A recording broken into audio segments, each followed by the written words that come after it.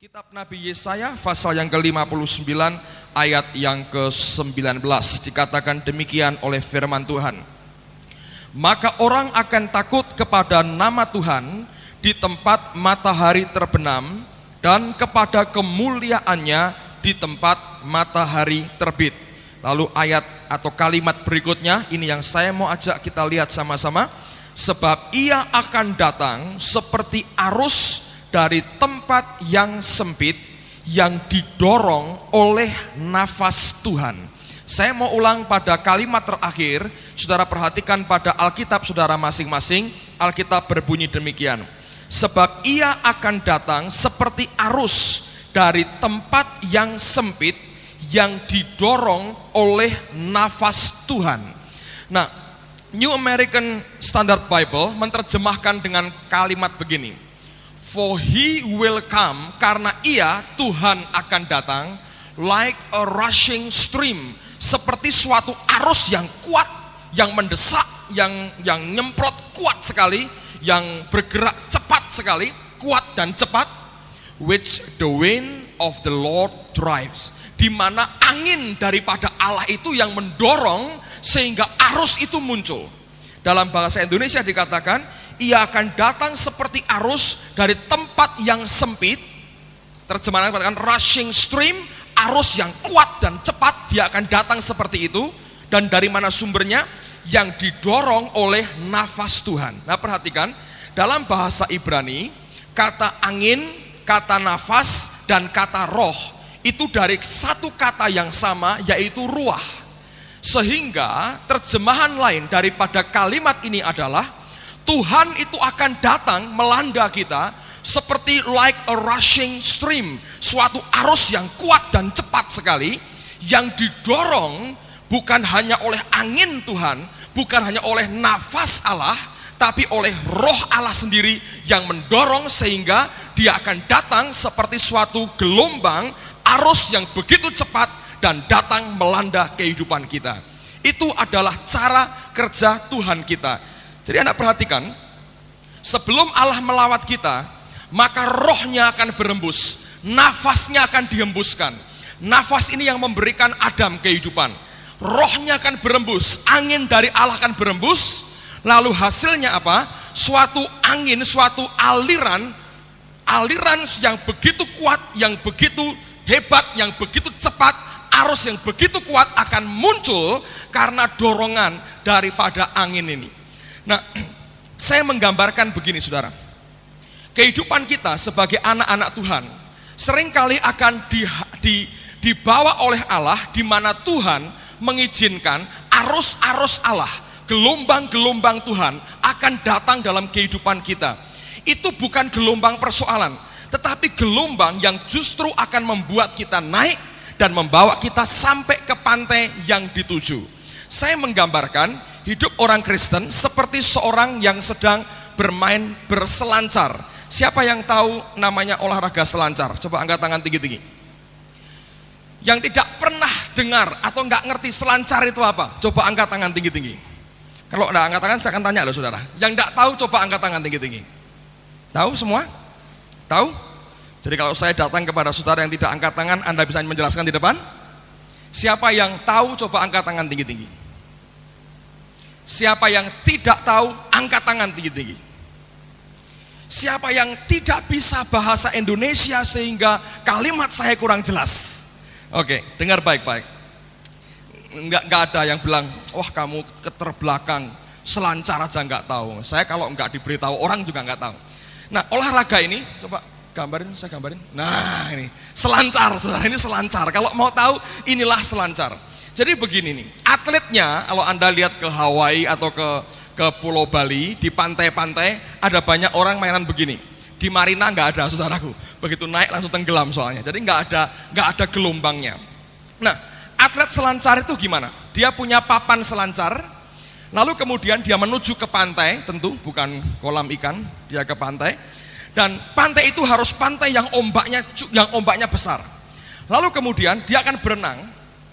Dia berenang menuju ke tengah lautan. Nah, di sana apa yang dia tunggu? Dia menunggu gelombang yang besar yang dia perkirakan akan sanggup membuat dia naik di atas papan itu, lalu kemudian dia sampai ke pantai.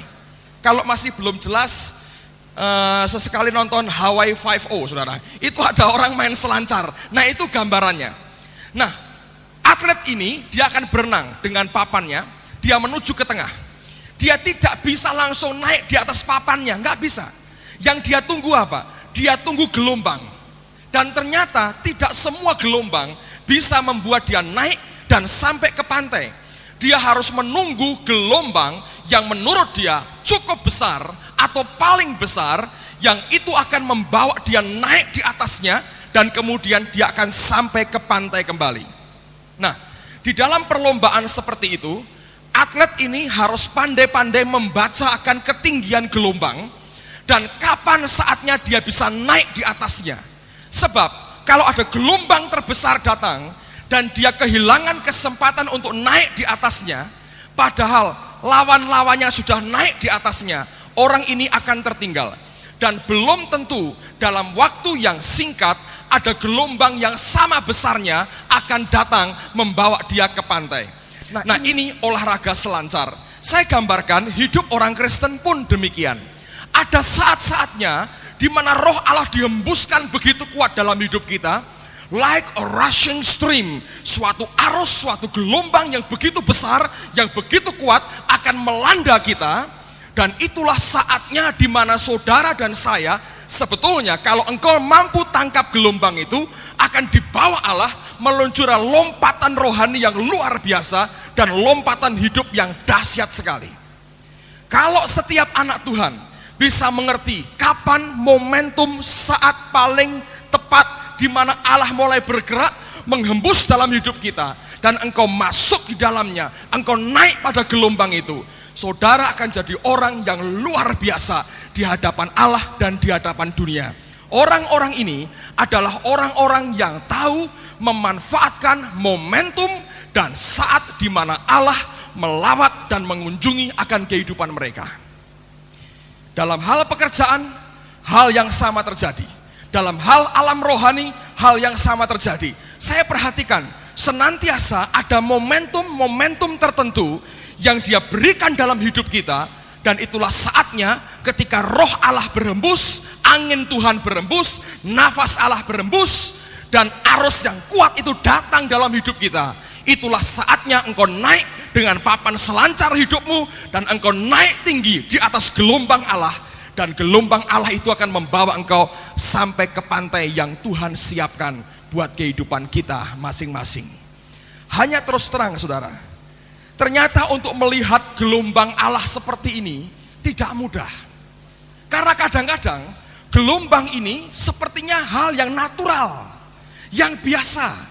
Kadang-kadang tidak nampak sesuatu yang spesial. Dan bahkan kadang-kadang pula, saudara, kita bisa menganalisa, oh ini mungkin analisa manusianya begini. Lalu kita bisa menjelaskan dengan hukum sebab akibatnya. Ternyata kadang-kadang itu muncul sepertinya biasa. Tapi Allah sebetulnya mau kita tidak melihat dengan mata jasmani, melainkan dengan mata rohani dalam hati dan batin kita. Kalau setiap anak Tuhan mampu membaca akan gelombang Allah dalam hidup kita, dan engkau mampu naik di atasnya, setiap kita akan jadi orang yang sungguh-sungguh tinggal dalam kemuliaan Tuhan.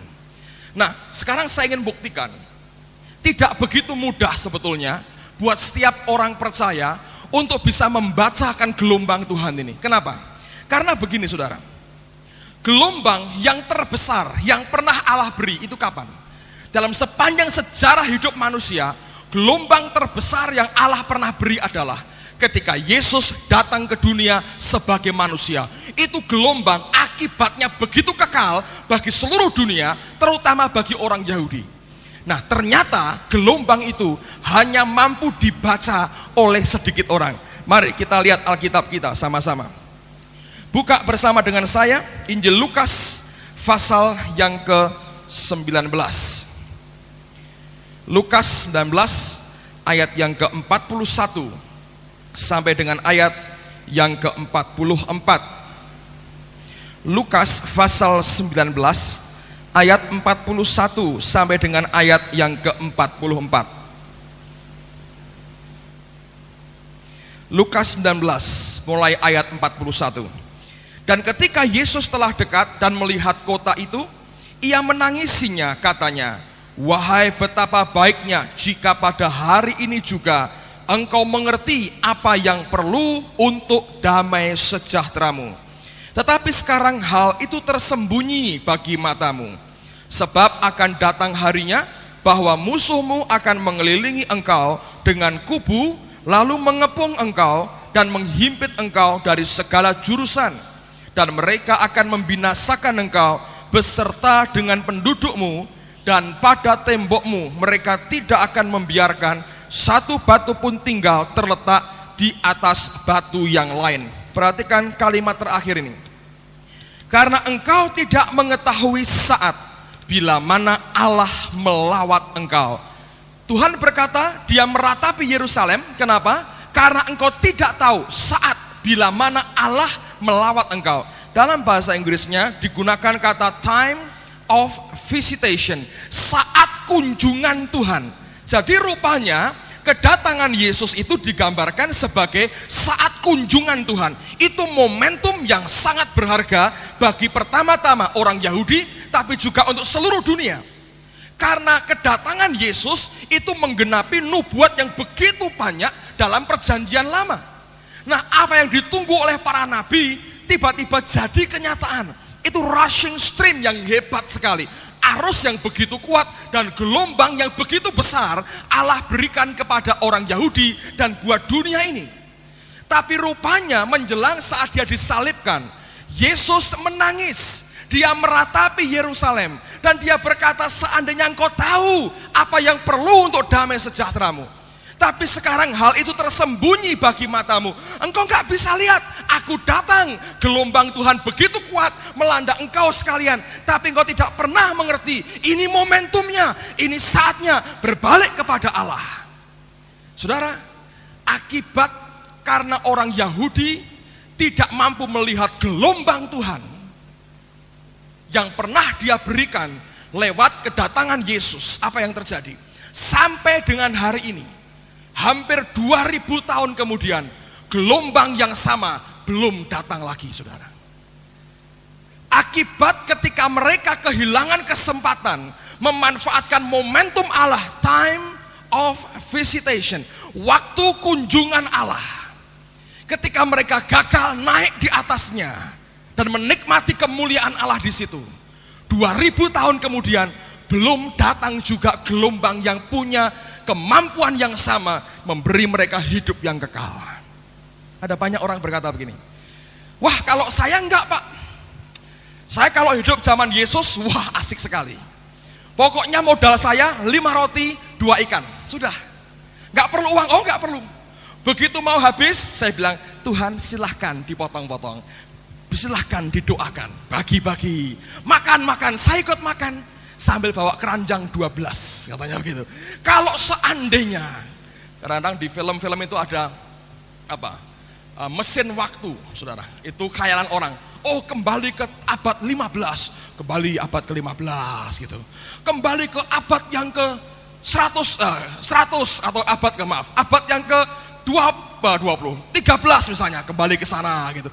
Jadi orang itu mencoba mereka-reka, lalu kita juga terbawa dan berkata, "Seandainya aku hidup zaman Tuhan Yesus, modalku cuma keranjang dan 5 roti 2 ikan, ikut kemanapun Tuhan pergi.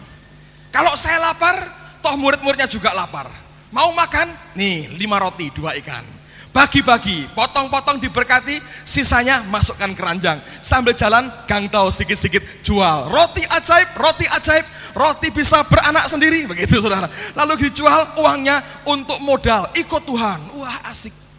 Lihat orang mati dibangkitkan, lalu lihat orang kusta disembuhkan, orang buta melihat. Nggak seperti sekarang, orang lumpuh ditarik-tarik suruh jalan, tambah mati, nggak tambah baik, katanya gitu. Yesus luar biasa, lumpuh betul-betul jalan, mati betul-betul hidup. Yang buta bisa melihat, yang tuli mendengar, luar biasa. Orang kelaparan kasih roti, Bayar pajak gak punya uang, mancing ikan, dapat uang katanya. Wah, enak sekali. Hidup bersama dengan Yesus. Saya mau amati dari dekat kehidupan Yesus. Wah, paling enak kalau bisa hidup sama-sama Yesus. Saya bilang belum tentu engkau dan saya bisa percaya. Kenapa? Sebagian besar orang Yahudi tidak mampu melihat itu gelombang yang Allah beri untuk keselamatan mereka. Saya buktikan, saudara. Mari buka Alkitab sama-sama. Lihat, Yohanes pasal yang ke-7. Yohanes pasal 7 ayat pertama sampai dengan ayat yang ke-5. Yohanes pasal 7 ayat yang pertama sampai dengan ayat yang ke-5. Lihat akan bukti ini. Sesudah itu Yesus berjalan keliling di Galilea, sebab ia tidak mau tetap tinggal di Yudea karena di sana orang-orang Yahudi berusaha untuk membunuhnya. Ketika itu sudah dekat hari raya orang Yahudi, yaitu hari raya Pondok Daun. Maka kata saudara-saudara Yesus kepadanya. Jadi dengar baik-baik, saudara. Maria setelah melahirkan Yesus, statusnya adalah istrinya Yusuf. Hasil pernikahan mereka menghasilkan anak-anak, yaitu adik-adiknya Yesus, laki dan perempuan, jumlahnya banyak. Jadi Yesus bukan anak tunggal, tapi memang dia anak tunggal Bapa. Dia dikandung oleh Maria, bukan karena hubungan dengan Yusuf, tapi karena Roh Kudus. Setelah Yesusnya lahir, Maria adalah istri Yusuf. Nah, mereka berhubungan sebagaimana suami istri. Hasil pernikahan Yusuf Maria ini melahirkan anak-anak, laki-laki, perempuan, banyak jumlahnya. Oke, jadi ini kita harus mengerti sehingga ada istilah saudara-saudara Yesus. Ayat 3, maka kata saudara-saudara Yesus kepadanya, berangkatlah dari sini dan pergi ke Yudea, supaya murid-muridmu juga melihat perbuatan-perbuatan yang engkau lakukan. Sebab tidak seorang pun berbuat sesuatu di tempat tersembunyi, jika ia mau diakui di muka umum. Jikalau engkau berbuat hal-hal yang demikian, tampakkanlah dirimu kepada dunia. Perhatikan ayat 5. Sebab saudara-saudaranya sendiri pun tidak percaya kepadanya. Loh, lihat, saudaranya sendiri tidak percaya, apalagi orang lain, saudara. Bayangin, loh yang ikut dia kok banyak? Iya, untuk roti gratis banyak, saudara. Lihat mujizat semua orang mau. Tapi apakah mereka mampu melihat ini gelombang Tuhan yang bekerja? Coba, mereka bergaul dengan Yesus dari kecil sama-sama. Yang ngasuh, yang didik, yang ngerawat adalah bapak dan ibu Yusuf dan Maria. Lalu kemudian mereka juga dibantu oleh kakaknya, namanya Yesus. Dari kecil tumbuh sama-sama. Bayangkan, saudara. Ini kumpul setiap hari. Ketika Yesus menyatakan dirinya siapa dia, Alkitab berkata saudara-saudaranya sendiri tidak percaya. Itu yang kumpul tiap hari selama kurang lebih mungkin sekian puluh tahun pertama. Mereka kumpul tiap hari tidak percaya. Jadi tidak mudah sebetulnya melihat perkara rohani kalau kita mencoba melihatnya dengan mata jasmani. Saudara pasti kehilangan akan hal itu ketika engkau tidak mampu melihat dengan mata rohanimu. Saudara-saudaranya tidak percaya. Bukti yang kedua, lihat lagi bagian lain dari firman Tuhan. Ini aneh lagi. Matius 11 ayat yang ke-2 sampai dengan ayat yang ke-6. Ini aneh, saudara. Tapi saya mau bacakan dulu buat saudara. Matius 11 ayat 2 sampai dengan ayat yang ke-6. Tidak mudah melihat akan pekerjaan roh, pekerjaan Tuhan dalam alam roh kalau kita hanya melihat dengan mata jasmani kita. Matius 11 ayat yang kedua. Di dalam penjara, Yohanes mendengar tentang pekerjaan Kristus, lalu menyuruh murid-muridnya bertanya kepadanya, engkaukah yang akan datang itu, atau haruskah kami menantikan orang lain? Aneh, ragu-ragu, saudara. Engkaukah yang akan datang itu, atau kami mesti tunggu orang lain? Teruskan. Yesus menjawab mereka, pergilah dan katakanlah kepada Yohanes apa yang kamu dengar dan kamu lihat. Orang buta melihat, orang lumpuh berjalan, orang kusta menjadi tahir, orang tuli mendengar, orang mati dibangkitkan, dan kepada orang miskin diberitakan kabar baik. Dan berbahagialah orang yang tidak menjadi kecewa dan menolak aku. Aneh. Bayi Yohanes dalam kandungan ibunya Elisabeth, sebelum dia lahir pun sudah diberitahu akan ada namanya Yohanes. Sampai Zakaria bapaknya nggak percaya dan akhirnya jadi bisu. Lalu kemudian Elisabeth mengandung, betul-betul mengandung.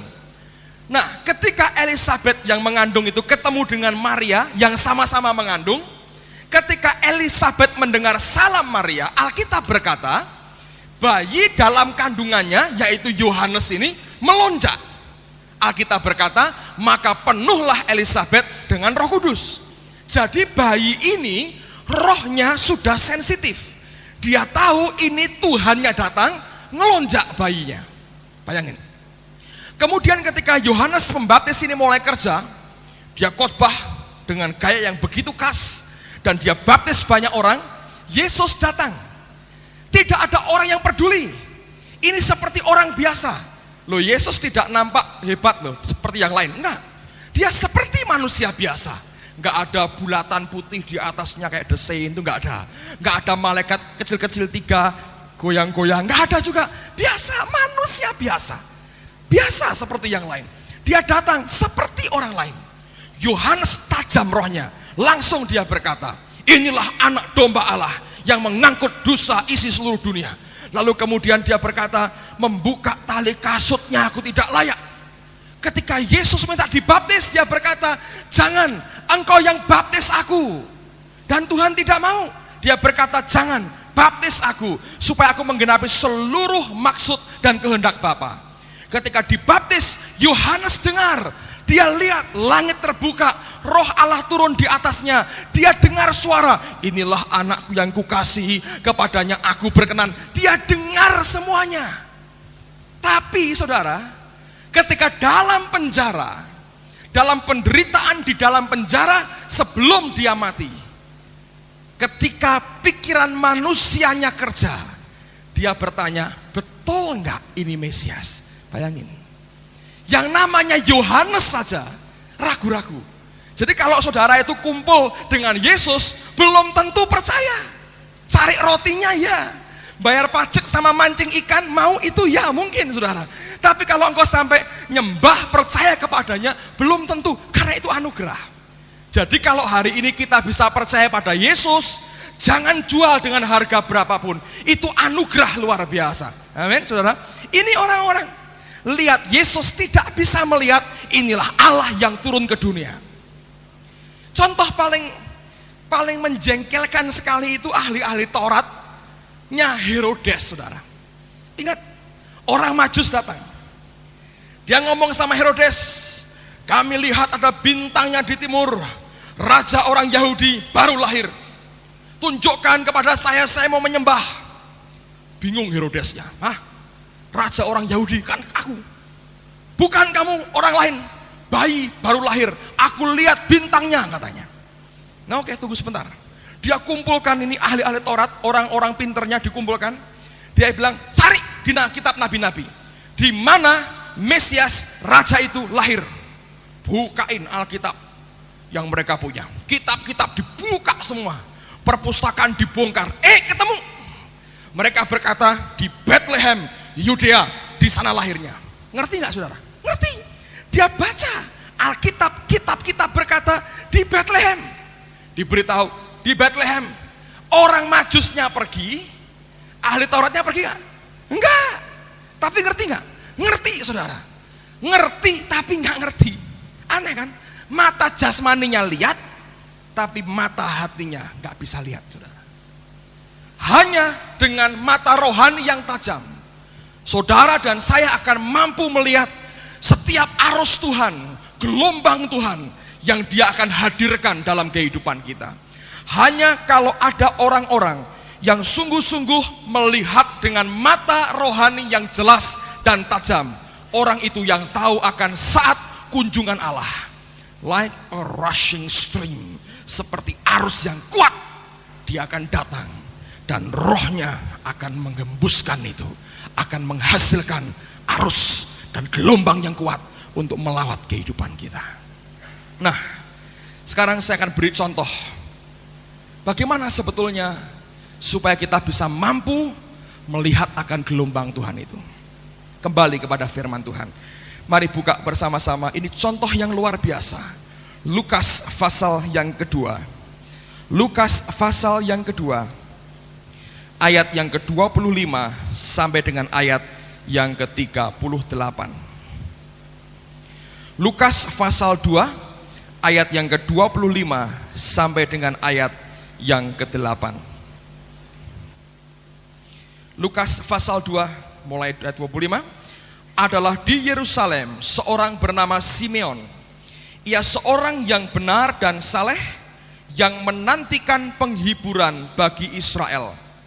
Roh Kudus ada di atasnya, dan kepadanya telah dinyatakan oleh Roh Kudus bahwa ia tidak akan mati sebelum ia melihat Mesias, yaitu Dia yang diurapi Tuhan.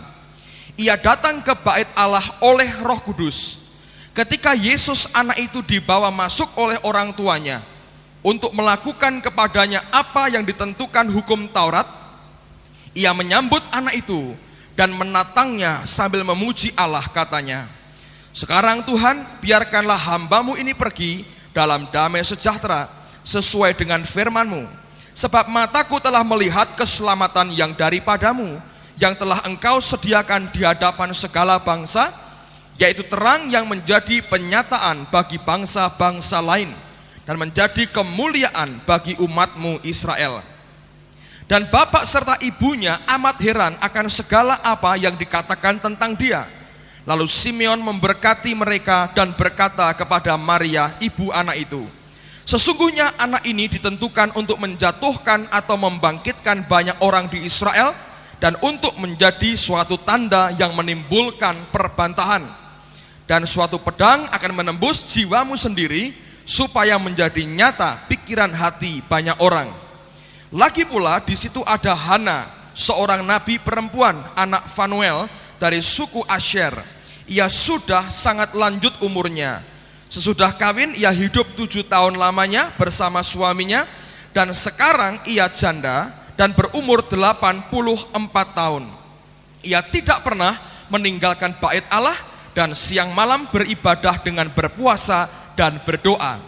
Dan pada ketika itu juga datanglah ia ke situ dan mengucap syukur kepada Allah dan berbicara tentang anak itu kepada semua orang yang menantikan kelepasan untuk Yerusalem.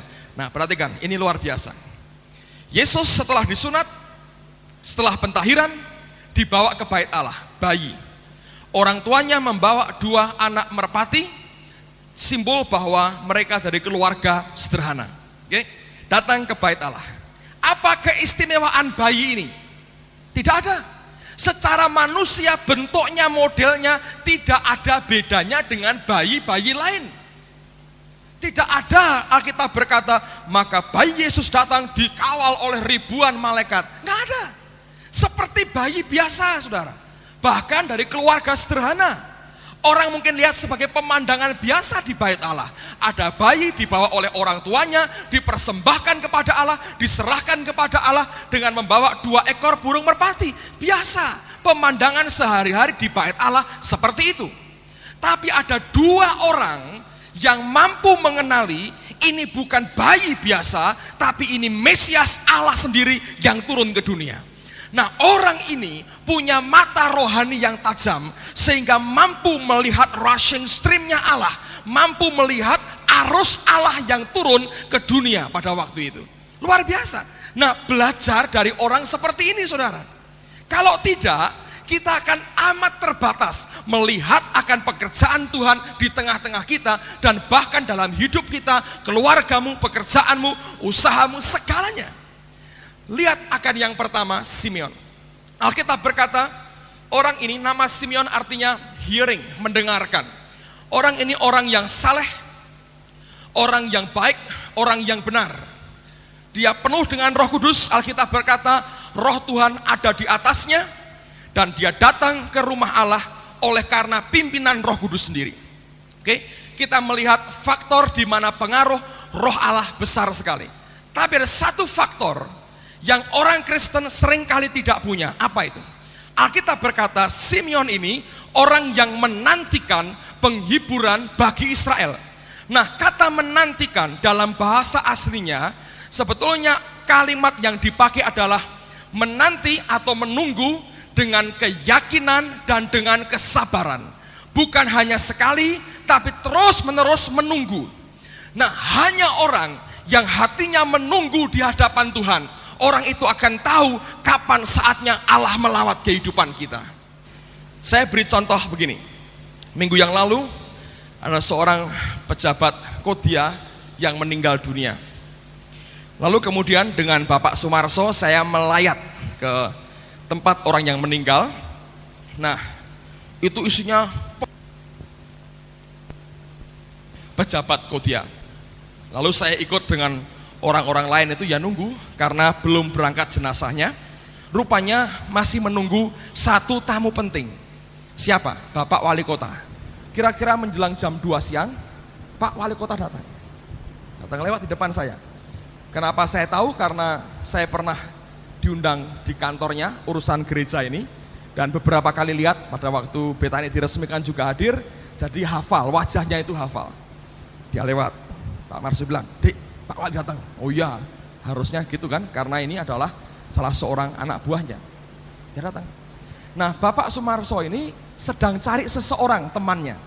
Di antara sekian banyak orang yang layak, dia nunggu-nunggu temannya, dia cari. Saya nggak nunggu siapa-siapa, saudara. Nah, dalam pikiran manusia saya, tentu dari sekian banyak orang, paling tinggi pangkatnya ya wali kota kita, kan begitu. Jadi saya nunggu. Ketika jam 2 lewat sedikit, jenazah diberangkatkan dengan kereta jenazah begitu, lalu ada rombongan banyak orang di belakangnya. Terus di antaranya, saya lihat lagi, oh wali kotanya lewat. Lagi ngobrol dengan orang-orang sesaat dia jalan. Jadi saya tahu wali kota sudah lewat. Ketika rombongan itu sudah hampir habis, Pak Marso tanya begini, "Loh, aneh ya, Pak Wali Kota kok nggak ikut melayat? Mungkin di rumah itu, menghibur keluarganya." Saya bilang, "Loh, sudah lewat toh." "Ah, masa? Loh, sudah lewat. Loh, kok saya nggak lihat?" "Lah, Bapak nggak nunggu kok." "Bapak nunggu siapa?" "Ya, teman saya." Nah, makanya nggak lihat.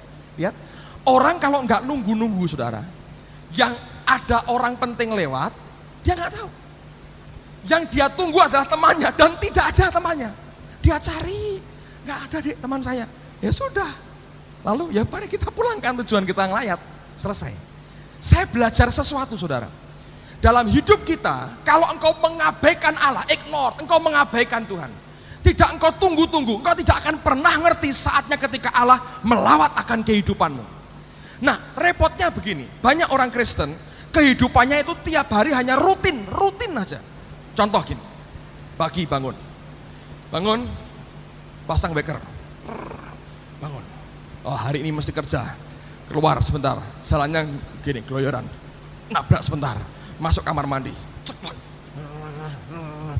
gini, sudah refleks aja, sampai setengah tidur mandi, gitu sudah, terus ambil handuk, sudah mulai jalan lagi, kopi, minum kopi sebentar, baca koran Suara Merdeka, makan nasi goreng sedikit, lalu siap kerja bagian pembukuan, ngitung lagi, 100 tambah 200 sama dengan 300, 500 kurangi 500 sama dengan 0, 1 tambah 1 sama dengan 2, pembukuan di total 3 juta, misalnya gitu.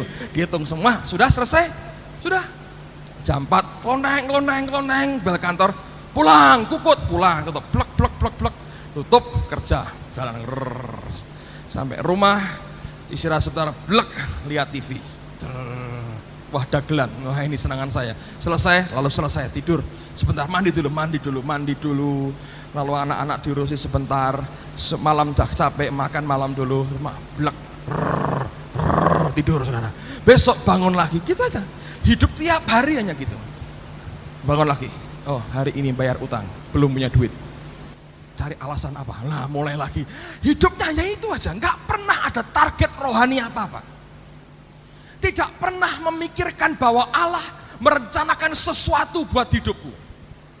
Allah mau membawa aku ke tempat tertentu yang dia mau tuju. Dan aku mesti tunggu saatnya Tuhan, kapan gelombang Allah itu datang, mengangkat aku tinggi dan membawa aku ke pantai tujuan yang Tuhan inginkan. Gak pernah ada target, hanya rutin aja. Mau makan, doanya rutin, kadang-kadang gak doa. Amin. Lah ini tuh apa, gak mikir apa. Pokoknya kalau sudah gini, selesai, mantap rasanya. Gak ada apa-apanya. Masih mending benhin. Kalau doa gimana? Tuhan, lebih bagus begitu daripada nggak ada apa-apa, nggak doa apa-apa ya bilang Tuhan. Lebih enak. Amin, saudara. Nah, rutin, kerjaannya rutin aja, tiap hari begitu terus begitu, tanpa target apa-apa, sampai tua ya terus begitu, 100 tambah 200 pensiun, sudah selesai, nggak ada apa-apa. Hidup kita hanya begitu. Nggak ada target rohani apa-apa. Mau dibawa kemana, kelak akan seperti apa, kemajuan seperti apa, nggak pernah ada urusan. Nah ini yang bahaya, saudara. Pada waktu kita tidak belajar menunggu, disibukkan dengan kerutinan hidup setiap hari, engkau akan pasti kehilangan kesempatan untuk melihat arus gelombang Tuhan yang datang. Oleh karena itu saya sampaikan 2 minggu yang lalu, pertama-tama waktu engkau bertobat, Allah mau kita apa? Duduk bersama-sama dengan dia di alam surgawi, tempat di mana every spiritual blessing, setiap berkat Allah diberikan dalam hidup kita. Hanya dengan itu engkau nantikan saatnya Allah, hidup dengan target seperti yang dia mau. Ada maksud Tuhan dalam hidupku, bukan cuma hidup pokoknya untuk bertahan, untuk bisa menghidupi anak-anak, bagaimana anak-anak dapat deposito masing-masing, nanti kalau aku mati sudah tenang semua. Hanya itu yang dipikirkan. Engkau tidak pernah bisa melihat ketika gelombang Allah itu datang dalam kehidupan kita. Buka Mazmur pasal 4 ayat yang keempat. Mazmur pasal 4 ayat yang keempat. Saya suka dengan ayat ini. Ayat yang kelima, maaf, Mazmur 4 ayat yang kelima. Alkitab berkata demikian, biarlah kamu marah, tetapi jangan berbuat dosa. Berkata-katalah dalam hatimu di tempat tidurmu, tetapi tetaplah diam. Bahasa Inggrisnya berbunyi, indah sekali, be angry, but sin not.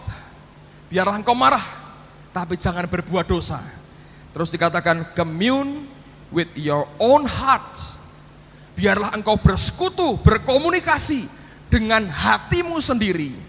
On your beds, di tempat tidurmu, and be silent, dan diam.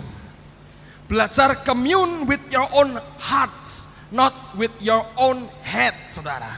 Belajar berkomunikasi dengan hati, bukan dengan analisa pikiran kita. Belajar dia tinggal di hati kita, di dalam roh kita. Belajar komunikasi dengan hati kita. Belajar tunggu Tuhan, nantikan dia. Akan ada sesuatu yang pasti dia buat. Tunggu sesuatu. Kalau kita mengabaikan semuanya, engkau akan kehilangan berkat besar. Ketika gelombang Tuhan itu datang, engkau tidak akan pernah bisa mendapatkannya. Saya saksikan tadi pagi, saya sudah berulang-ulang menyaksikan ini, tapi saya mau ulang, 1-2 saudara mungkin belum pernah dengar. Saya bertobat tahun 79, segera sesudah itu saya tahu bahwa Allah memanggil saya jadi hamba Tuhan. Dan saya nggak pernah berontak, saya bilang ya, karena itu merupakan sesuatu yang penuh dengan kemuliaan. Buat saya itu kebanggaan dan kehormatan bisa melayani pekerjaan Tuhan. Lalu setelah itu saya tunggu, saya kuliah seperti biasa di Undip. Menjelang akhir kuliah saya, itu hampir 7 tahun saya tunggu Tuhan. Saya mengeluh di depan Tuhan. Saya masih ingat, saya mau ke kampus, saya naik sepeda motor saya, dan saya berkata begini, Tuhan, kapan kau mau pakai hidupku? Aku tidak bisa promosikan hidupku sendiri, aku mesti tunggu Tuhan pakai dan angkat aku. Saudara, hamba Tuhan itu punya keterbatasan. Kalau Anda jual barang, engkau bisa berkata begini, belilah produkku, money back guarantee, tidak memuaskan uang kembali, servis memuaskan, kami pedagang yang murah dan jujur. Kita bisa berkata gitu, beli produk saya, ini luar biasa, nomor 1 di dunia. Semua orang berkata begitu, jual kecap semua, nomor 1 di dunia. Tapi kalau Anda jadi hamba Tuhan, masa bisa berkata, saya adalah pendeta, undanglah saya khotbah, melayani, khotbah pernikahan, khotbah ulang tahun, khotbah pindah rumah, khotbah penghiburan, khotbah kematian, dan khotbah kebangkitan. Kadang-kadang, kalau berani, tarif bisa berdamai, uang muka hanya 25%, ongkos transport ditanggung pengundang. Masa bisa begitu, saudara? Terus pasang brosur disebar di mana-mana, nih undang-undang saya. Masa bisa begitu? Langsung habis, saudara, kalau begitu. Nggak ada. Terpaksa nunggu Tuhan dan tidak bisa dipromosikan secara manusia. Nggak bisa. Contoh, tadi sudah Hasto, Vektor misalnya. Wah, mari kita promosikan secara Vektor. Mari kita buat KKR besar-besaran. Pasang fotonya 10x10. Besar sekali, sambil senyum, dasi putih. Waduh, Vektor, namanya aja Vektor, katanya. Wah, promosi besar-besaran. Silahkan yang lumpuh, yang buta, yang mati, semua bawa ke sini. Sakit AIDS terutama, bawa ke sini. Orang yang tidak bisa ngomong, yang tuli, yang bisu, bawa semua. Anda stres, tertekan, beban berat, utang nggak bisa bayar, datang semua. Anda promosikan besar-besaran. Bisa, saudara. Mungkin karena hebat promosimu. Ada door prize, nah semua orang datang, door prize semua datang. Dikumpulkan semua, suruh dia khotbah. Kalau bukan karena roh Allah yang mengurapi dia, yang sakit pada mati, saudara, dia pulang babak belur, diajar orang banyak, saudara. Gak bisa. Ini keterbatasan. Kalau Anda punya produk, mari demo, bisa ada door prize-nya. Panci ajaib, goreng sambil menggodok jadi satu, misalnya begitu. Keluar bisa pisah sendiri-sendiri. Ya enggak apa-apa mungkin. Panci ajaib, semua barang dimasukkan, tinggal pencet tombolnya, hasilkan 5 masakan sekaligus dalam 5 menit. Non kolesterol, bagus untuk yang bertekanan darah tinggi, sakit jantung akan sembuh, pilek tidak bisa gitu misalnya gitu. Dibuat begitu rupa, boleh. Karena itu Anda yang punya produk. Kalau itu ternyata bohong, ya dimaki-maki orang. Tapi secara etikanya Anda harus begitu. Kalau Anda punya barang seperti ini disimpan di rumah, mana ada orang tahu. Nah, tapi kalau Anda hamba Tuhan, mau promosi apa, saudara? Nah, di Amerika saya ketemu orang-orang begitu. Ikut KKR-nya Benny itu kan depan pendeta semua. Ada satu orang, saudara, rambutnya keribu, kuning, perutnya segini, jalan, waduh, duduk sebelah saya. Hai, terus saya kasih kartu namanya, dokter, healing, kesembuhan, mujizat, kelepasan. Kamu dari Indonesia, undang saya. Ini kata nama saya. Di Toronto saya ketemu orang begitu. Hebat sekali, berani nggak bilang, kesembuhan, kelepasan, macam-macam, undang saya. Ya, saya kata gitu. Bingung aja lihat modelnya, bingung. Jalan, tinjaunya gede sekali, pakai jas. Waduh, duduknya aja asik. Sekali maju ke depan disabet penin, geblak, bung, kerasnya luar biasa. Sama juga sama saya pikir. Ya ada orang begitu, tapi nggak bisa. Di Barat mungkin masih bisa, tapi di Indonesia sulit, saudara. Rasanya nggak mungkin lagi. Jadi mesti nunggu Tuhan kan? Saya tunggu kapan Tuhan? Dan dia ngomong jelas sekali. Habis ujianmu selesai, kamu wisuda. Habis wisuda kamu nikah. Setelah kamu nikah, aku baru mau pakai kamu. Dia tidak mau. Nekat saya. Nikah. Undang Pak Damaris, nggak usah pesta. Selesai pemberkatan, nggak sampai 2 minggu setelah itu. Saya diundang ke Surabaya untuk pelayanan. Diminta bicara di Guskit. Sudah 2.000 orang kira-kira waktu itu. Dan sejak itu Tuhan pakai saya. Saya keliling kemana-mana selama 7 tahun. Saya putar dan luar biasa. Momentumnya ada. Saatnya itu ada. Gelombangnya itu ada. Kalau engkau pas naik di atasnya, dia akan bawa engkau ke pantai tujuan yang Tuhan inginkan. Ngerti, saudara? Kalau momentum itu hilang, saudara akan kehilangan kesempatan. Gereja ini didapat juga karena momentum, saudara. Saya masih ingat, ini pergumulan kami lama sekali. Saya masih ingat bulan Desember tahun 91. Saya lagi doa sendirian. Hadirat Tuhan turun luar biasa. Saya belum terlalu ngerti soal Roh Kudus sebetulnya. Tapi dia bicara jelas sekali. Dia tanya begini, hambaku, umur berapa Yusuf terima visi, terima penglihatan? Saya bilang umur 17 Tuhan, kata Alkitab begitu. Umur berapa visinya digenapi? Saya bilang umur 30. Berapa tahun Yusuf harus nunggu? Saya jawab 13 tahun Tuhan. Saya tanya lagi, tahun berapa kelompokmu ini lahir secara rohani? Aku lahirkan. Saya bilang Maret 79. Kalau tahun depan tahun berapa? Saya bilang tahun 92. Berarti Maret tahun depan berapa tahun kelompokmu ini ada? Saya bilang 13 tahun Tuhan. Dan dia bilang, kamu lihat nanti Maret 92, aku beri kalian sesuatu yang besar. Saya tanya, apa Tuhan? Gak dijawab. Saya tanya, saya ngotot, saya teriak, saya doa, dan tetap tidak ada jawaban. Hati saya sudah meledak dengan sukacita, tapi nggak tahu sukacita apa. Saya ngomong ke istri saya cerita, dia bilang ini, wah itu betul dari Tuhan. Tapi jangan ngomong orang-orang, karena bahaya saudara. Kalau saya ngomong, oh satu kali kelak Allah beri. Ya entah 50 tahun lagi, 60 tahun, 200 tahun lagi kan nggak ada. Satu kali kelak kan semua orang bisa. Tapi kalau sudah mulai bulan dan tahun, kalau sampai keliru saudara, waduh repot, nabi palsu.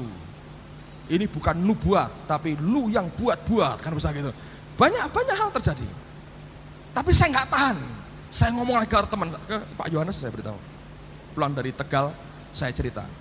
Saya bilang, jangan ngomong orang-orang. Kamu saksinya. Kalau betul dia beri, kamu saksinya. Tapi nggak tahan saudara. Masuk tahun 92, kira-kira bulan Februari atau Januari akhir, saya cerita dengan teman-teman di kantor. Saya bilang, tolong didoakan, apa betul dari Tuhan. Nggak ada konfirmasi apa-apa, ya atau tidak, karena ini gawat sekali.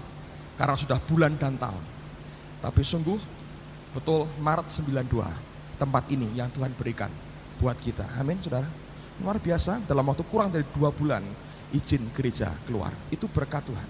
Saya mau katakan buat saudara, ada momentum Tuhan, ada gelombang Allah.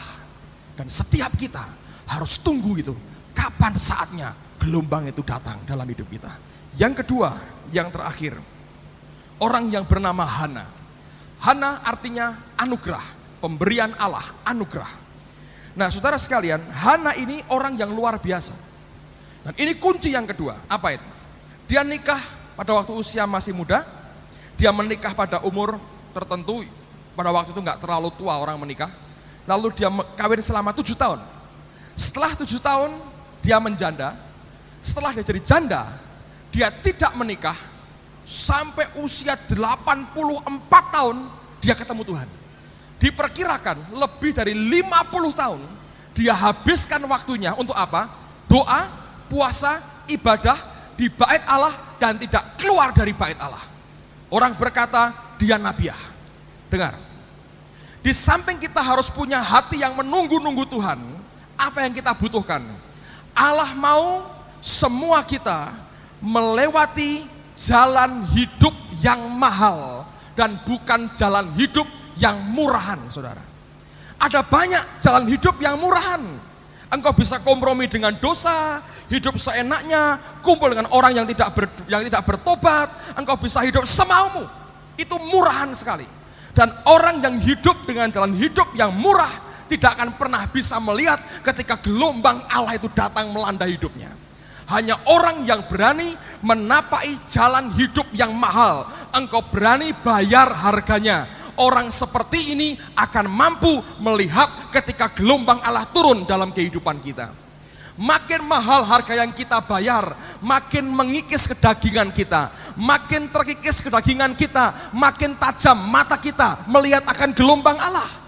Tapi makin tebal kedagingan kita, makin kabur mata rohani kita, sehingga tidak mampu lagi melihat ketika gelombang Allah datang dalam hidup kita. Saudara, hanya orang yang berani menapai jalan hidup yang mahal, engkau berani bayar harganya, orang seperti ini akan melihat gelombangnya Allah. Hana bisa kawin lagi, dia bisa jadi ibu rumah tangga biasa, tidak usah mengurung di bait Allah, doa puasa tiap hari dan hanya kerjanya ibadah.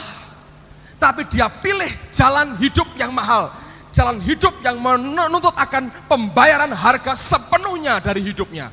Orang seperti ini dia sanggup melihat gelombang Allah yang datang dan turun di atas muka bumi. Tidak ada wanita lain yang tahu. Dia masuk ke bait Allah dan dia berkata, Mesias. Luar biasa. Coba buka Alkitab, Matius pasal yang ke-7.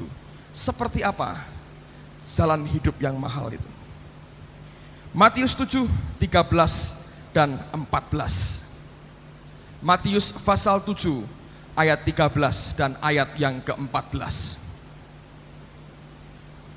Alkitab berkata demikian, masuklah melalui pintu yang sesak itu, karena lebarlah pintu dan luaslah jalan yang menuju kepada kebinasaan, dan banyak orang yang masuk melaluinya.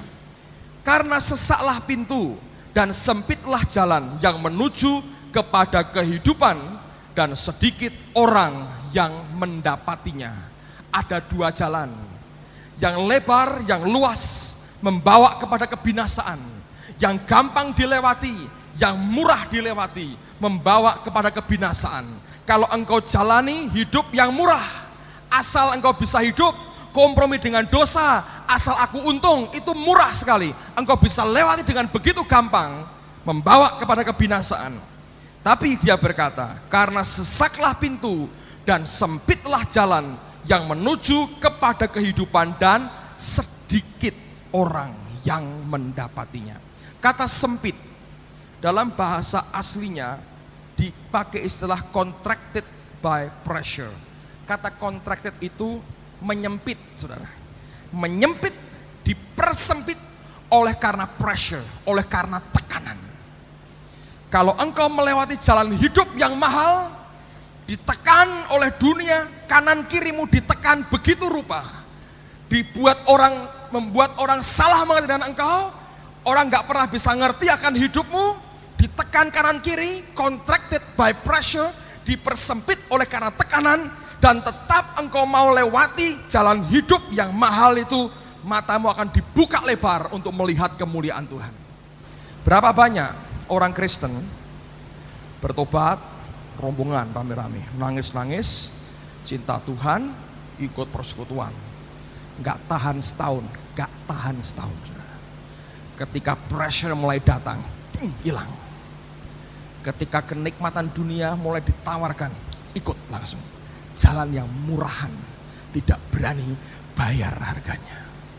Saya mau katakan buat saudara, seberapa banyak engkau berani bayar harganya, sebanyak itu pula kemuliaan Allah diberi.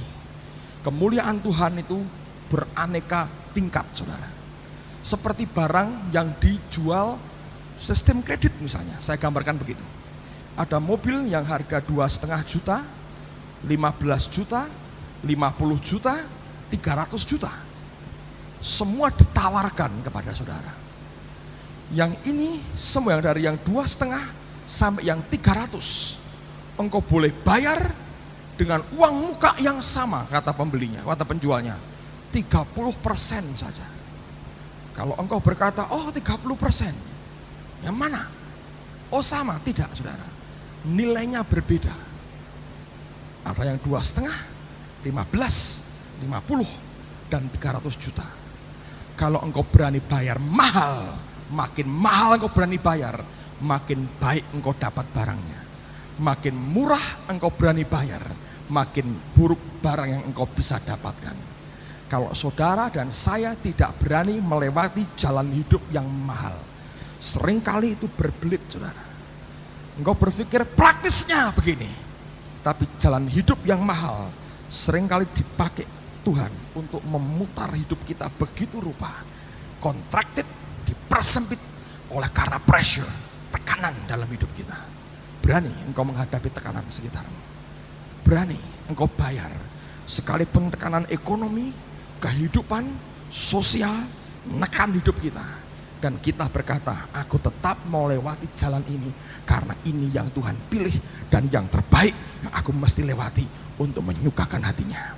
Hana bisa kawin, dia bisa jadi ibu rumah tangga biasa, punya anak, punya cucu, besarkan mereka, selesai, gak ada pergumulan apa-apa. Dia pilih jalan hidup yang mahal, dia tutup dirinya dari dunia, dia masuk ke bait Allah, Dia tidak mau kenal dengan orang lain.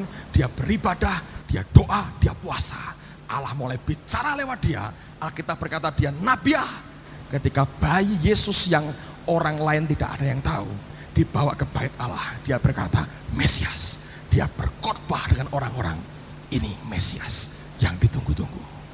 Allah mencari dan menunggu sebetulnya orang-orang percaya yang mau berani melewati jalan hidup yang mahal dan bukan jalan hidup yang murah.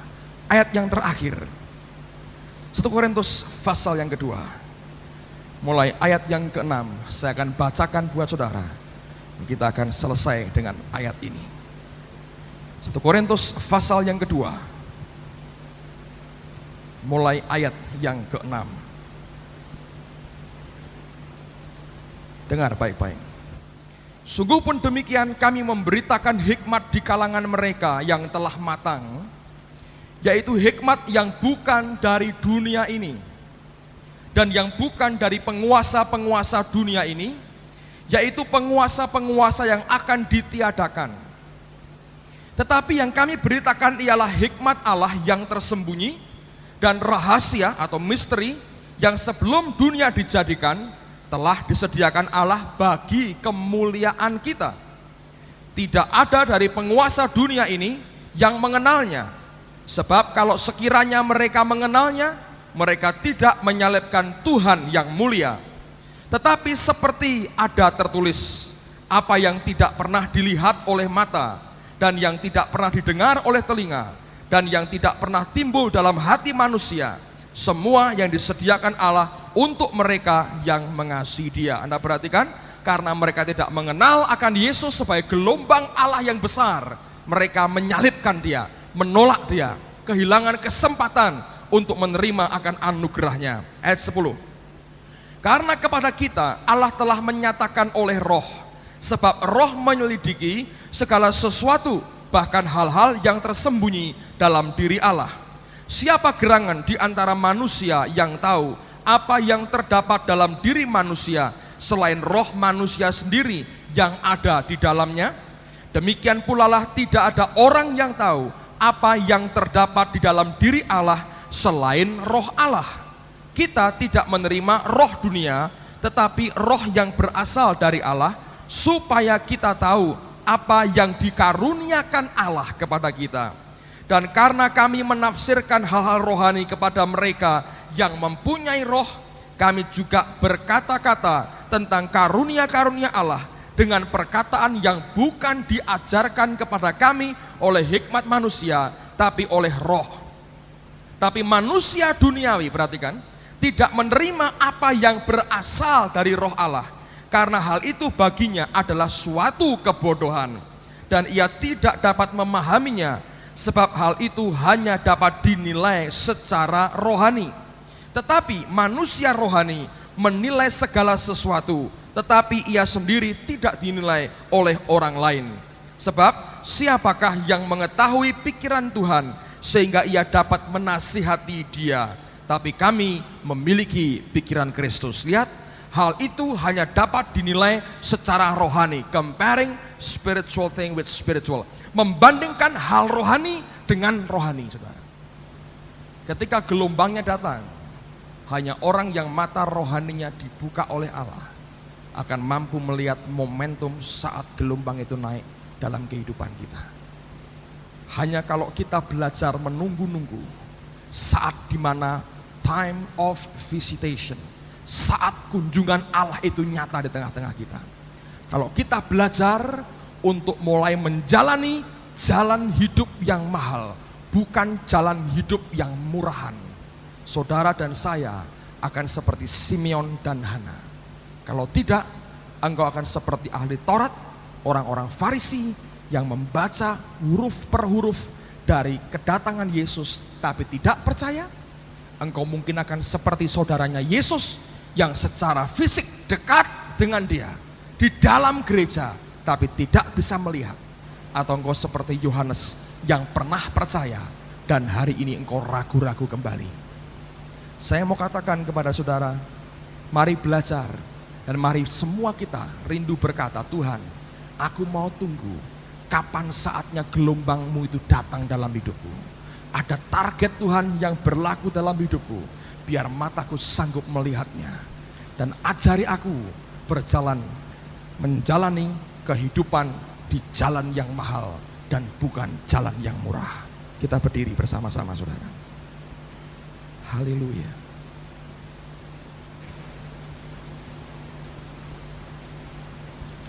Mari kita berdoa bersama-sama.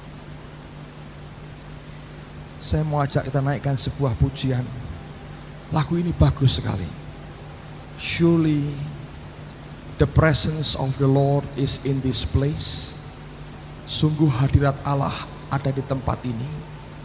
I can feel His mighty power. Aku dapat merasakan kuat kuasanya. And His grace, dan anugerahnya. I can hear the brush of angels' wings.